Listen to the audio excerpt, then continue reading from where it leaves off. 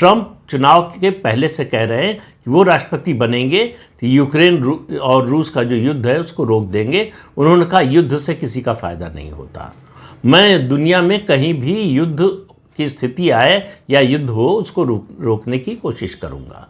इसके लिए यूक्रेन से बातचीत शुरू हुई। अमेरिका ने बड़ा साफ साफ कहा कि भाई देखिए, दुनिया में कुछ भी मुफ्त नहीं मिलता, आपको 350 बिलियन की आर्थिक और सैन्य मदद हम दे चुके हैं, इसकी भरपाई कीजिए।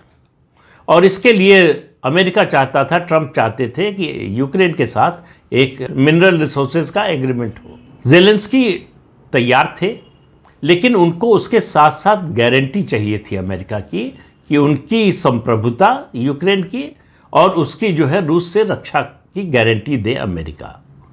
ट्रंप ने कहा कि हमारे होने का मतलब आपके साथ ही, इसका मतलब है हमारी गारंटी है, हम अलग से कुछ गारंटी नहीं देंगे। अभी तो हम जो बात कर रहे हैं कि हमने जो 350 बिलियन दिया है उसको वापस लेना है और भविष्य में जो मदद देंगे उसकी भरपाई होनी है। और ट्रंप चाहते हैं कि रूस और यूक्रेन के बीच युद्ध विराम हो जाए। उनको उम्मीद है कि रूस के राष्ट्रपति व्लादिमीर पुतिन जो है, जो भी समझौता प्रस्ताव वो रखेंगे उसमें मोटे तौर पर सहमत हो जाएंगे। लेकिन ज़ेलेंस्की ने जो कुछ किया ओवल ऑफिस में, उसके बाद सारी बात बिगड़ गई है। उसके बाद जिस तरह से यूरोप के देश ज़ेलेंस्की के समर्थन में आए हैं, उससे अमेरिका और यूरोप के बीच में एक तनाव बन गया है।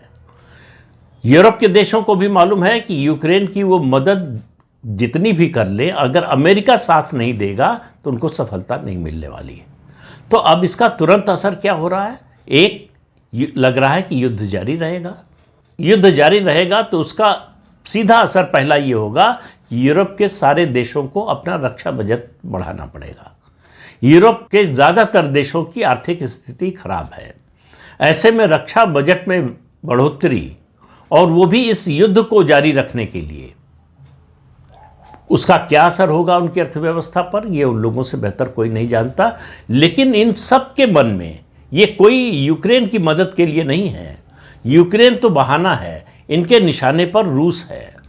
इनको रूस से बदला लेना है और रूस से बदला लेने का हथियार बना रहे हैं यूक्रेन को।